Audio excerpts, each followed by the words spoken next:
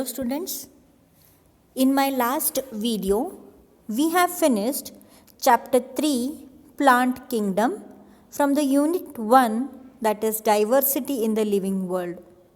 Therein we saw how different organisms are going to be classified and how many varieties of the plants and animals are going to be there on our earth. With this, let us move to the unit 2, that is structural organization in plants and animals. Now that we have finished with the introduction of all the organisms, including the plants, animals and bacteria and fungi, let us move to the detailed study of some of the organisms. Let us see how they are going to be structurally organized, not only from the external view but also from the internal view. So today we are going to be starting chapter 5 from unit 2, that is Morphology of flowering plants. We have seen a wide range of the higher plants that are going to be falling into the class that is going to be your angiosperms. So we have studied the angiosperms. So here the angiosperms are going to be the only group of plants which are having the flowers. Apart from the angiosperms, all the other groups are going to be forming the reproduction without the production of flowers. But only in the angiosperms we have seen the flowers. So let us see these angiosperms in detail. So today we are going to be starting with the morphology of flowering plants, and that are nothing but the angiosperms. Coming to the word that is morphology. Morphology is nothing but study of external features of an organism. Take for example the human beings. Suppose I ask you the human being morphology. You may tell me I am having 2 eyes, 1 nose, 1 mouth, hair. All these are going to be the characteristics that are going to be visible to your eyes, that are going to be present at the external of the organisms. So that is the morphology, that is study of external features, how the organism is at an external view. So now let us study the morphology of flowering plants. Many of the parts from this morphology of flowering plants is not important for your annual exam this year because of the 30% cut down syllabus. But of course, these parts will be very important from the competitive exam point of view, and hence we will be studying this morphology of flowering plants in detail. In this lesson, which parts you have to focus more in regards to your annual exam, I will be telling you at the end of this lesson. With this brief introduction, let us start with morphology of flowering plants. So morphology is going to be the external forms of the organisms. Take for example, in the angiosperms, also known as flowering plants. Now these flowering plants are externally being characterized by the presence of root, stem, leaves, flowers and fruits. So these are the things you can see in an external view of the plants. So study of all these plants, parts of the plant will be called as the morphology of that plant. So the flowering plant, that is an angiosperm, can be studied by dividing them into 2 groups or 2 main parts. One is the root system and second is the shoot system. Whatever is going to be present below the ground in the soil can be considered as the root system. And apart from that, whatever is there on the top surface of the soil, including the stem, the branches, the leaves, or the flower, fruit, all that is going to be coming in the shoot system. So root and the shoot. So let us start with the root. What is the root of the angiosperm? So the root is nothing but the underground part formed from radicle of embryo is known as the root. So what is the radicle? Here you can see the radicle is going to be the part of the seed from where the root will arise. So it is going to be a part of the embryo from which the root will arise. And coming to the types of the root system. So there are going to be three types of root system: taproot system, fibrous root system, and adventitious root system. Taproot system. What is taproot system? So it consists of a primary root and its branches, which are going to be the lateral roots, may be called as the secondary and tertiary roots. So this type of the root, which is having a main primary root arising from the stem or attached to the stem, and then the secondary and the tertiary roots are arising from the primary root. This type of root is going to be called as the taproot system. It is mainly seen in the dicotyledons. In the last lesson, we have seen what are dicotyledons. Example is your groundnut. Those seeds which can be divided into two parts are the dicotyledons. So this primary root is in the elongated form of the radicle. So this is going to be the elongated form of the radicle. Example of the taproot is a mustard plant. Here you can observe this is a mustard plant. You can see this is the primary root to which the secondary and the tertiary roots are arising. Coming to the second type of root system is going to be the fibrous root system. So in the fibrous root system, we can see it is seen mainly in the monocotyledons. Here the primary root is short-lived and is replaced by large number of roots. Many roots which are going to be hair-like and which are going to be bush-like, you can say. So many roots are going to be arising from the stem, attached to the stem. So these roots originate from the base of the stem to form the fibrous root system. Example, you can take your wheat, sugar cane or paddy, that is your rice. All these monocotyledons are going to be the examples of fibrous root system. The third type of root system is the adventitious root system. So in the adventitious root system, the roots arise from the parts other than radicle. So they are not coming from the seed, instead from other parts of the plant their roots are arising. For example, you must have seen a banyan tree. The roots are arising from the stem. So these type of roots are going to be called as the adventitious roots. Examples of adventitious root plants are grass, monstera and banyan tree. Now, coming to the different parts of the root or the different regions of the root. The root is going to be mainly made of 5 important parts: the root cap, region of meristematic activity, region of elongation, region of maturation, and root hairs. Let us see each one of them.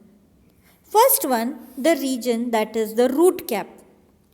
Root cap is nothing but the covering at the apex of the root, at the tip of the root, the covering that is there is going to be called as the root cap. It is protecting the tender apex of the root, the tender part of the root which is dividing, it is present over here down. So this root cap is going to be providing it the protection. Then region of meristematic activity. The region of meristematic activity is going to be that region which is going to be continuously dividing.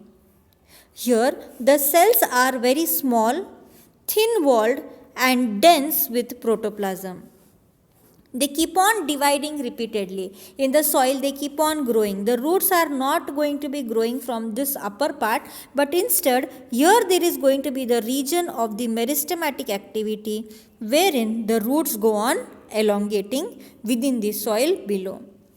So, that region is the region of meristematic activity. Then comes the region of elongation. Region of elongation is going to be the part which is present above the region of meristematic activity. Here, the cells undergo rapid elongation and enlargement. The cells which are being produced, new cells by the meristematic activity, few of them start becoming elongated, enlarged in this region, that is region of elongation. This region helps in the growth of the length of the root. Then region of maturation. So region of maturation is the region which is next to the region of elongation. So here the cells differentiate and mature. This region is known as the region of maturation. Here roots get their functions and they start performing their functions. Root hairs are another important part. Here root hairs are very fine, delicate, thread-like structures formed from epidermal cells in regions behind region of elongation. So many root-like, hair-like structures you can see arising in this region, and these are known as root hairs. They are going to be very important for the absorption of water and minerals from the soil. Coming to the next, that is going to be the modifications of the root. So the roots are having the main function, that is the absorption of the water and minerals from the soil. That is the main primary function of the root, and also the roots are present to give the support to the plant. If roots were not present, the tree couldn't have grown taller. It is going to be the base which gives a firm base to the growth of the plant. So support, protection and also the absorption of the soil, minerals and water is done by roots. That is the major function. But apart from that also, the roots are modified to perform various functions. So some of them we are going to be seeing it today. So in some plants, roots are modified to perform functions other than absorption and conduction, like swollen roots for the storage of food, then prop roots, split roots, pneumatophores and so on. Let us see what are they. So the swollen roots for storage, you can take the example of carrot or the turnips or the sweet potato, or you can take your other examples which are going to be having a thick root below, which are going to be modified for the storage of the food. So that is one modification or the change that has been occurred in the plants for the storage of the food. Then you can take the example that is going to be your prop root. So prop root is going to be found hanging structure that supports the banyan tree. So example is going to be your banyan tree, wherein the adventitious roots are hanging from the stem branches, giving support to the plant. Then we can see the split roots. So the split roots are going to be there, which are going to be arising from the lower nodes of the stem, which are there for supporting the primary roots. These type of roots you can observe in maize and sugarcane. Pneumatophores. So pneumatophores are going to be the roots that are coming out of the ground and grow vertically upwards to get oxygen for respiration. So example is there rhizophora growing in swampy areas. You can see here how the roots are coming out of the soil for respiration. So these are going to be the examples of how the roots can be modified to perform various functions. The next is going to be the major functions of the root we can see over here. So as I was telling you, absorption of the water and minerals from the soil, then it is providing a proper anchorage to the plant, it is allowing the plant to stand straight on the land. Then for the storage of reserve food material like you saw in the carrot and the sweet potato, and also for the synthesis of the plant growth regulators, the roots are playing an important role. So that is going to be all about the root, the underground part of the plant. Now let us start with the shoot system, and in that first let us go with the stem. The stem.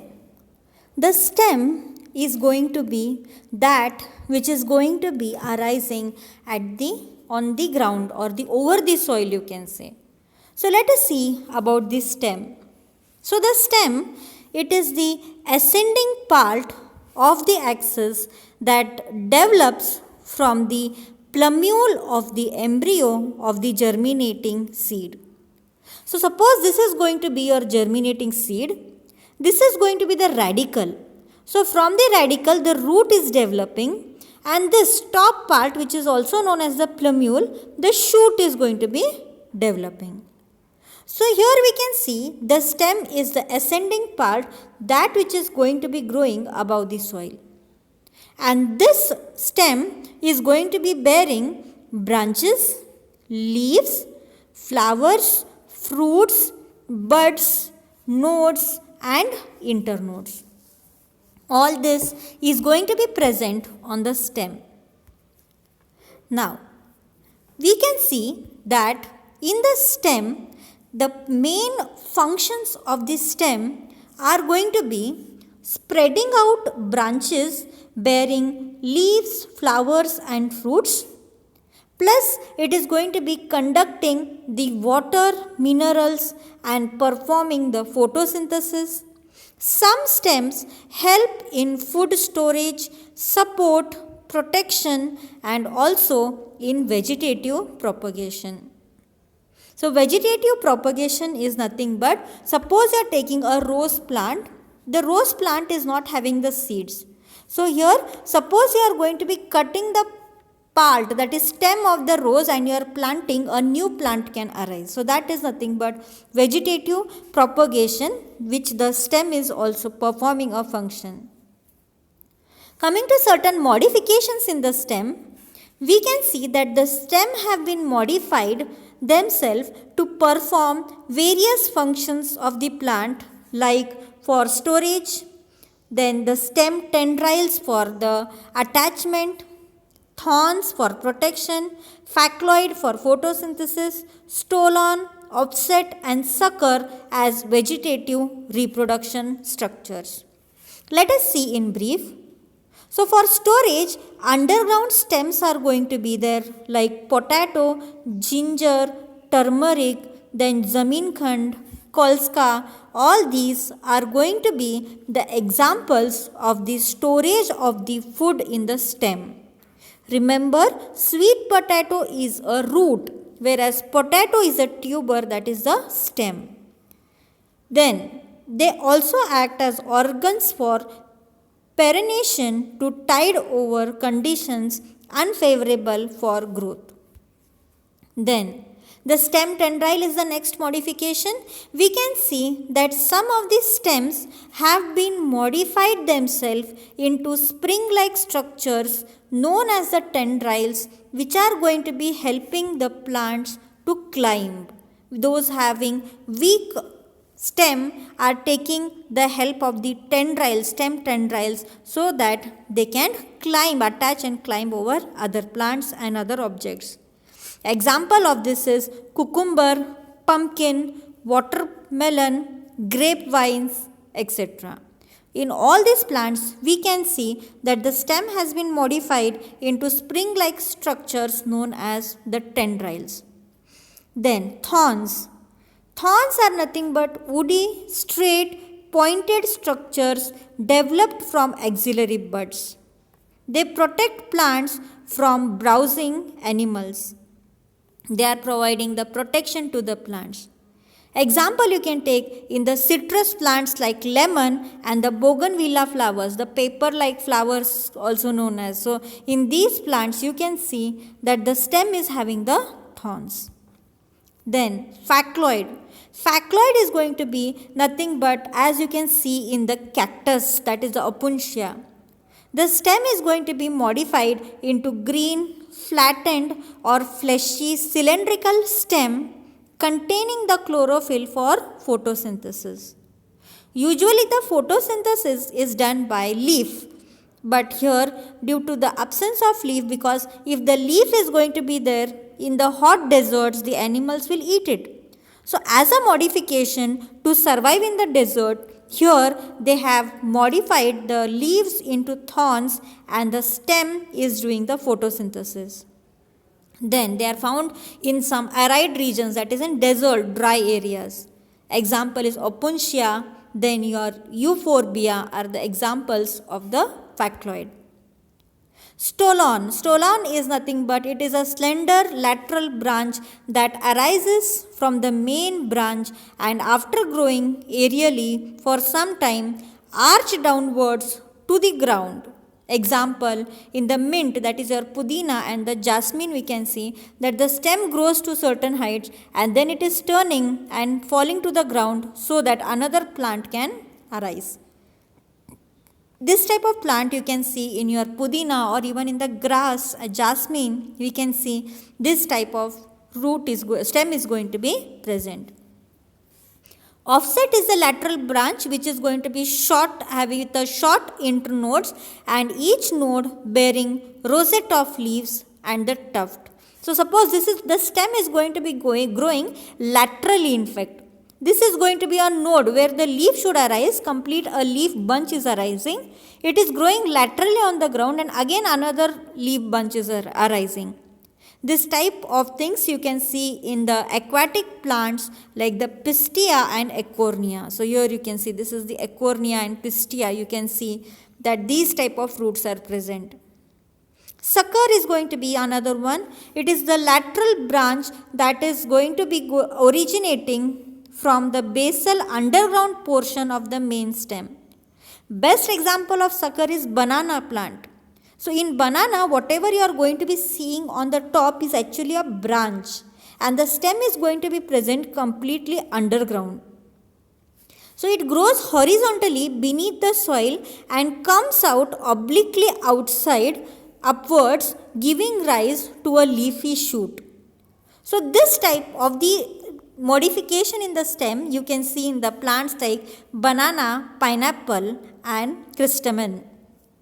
So this is going to be the examples of the modification of the root, that is the sucker type.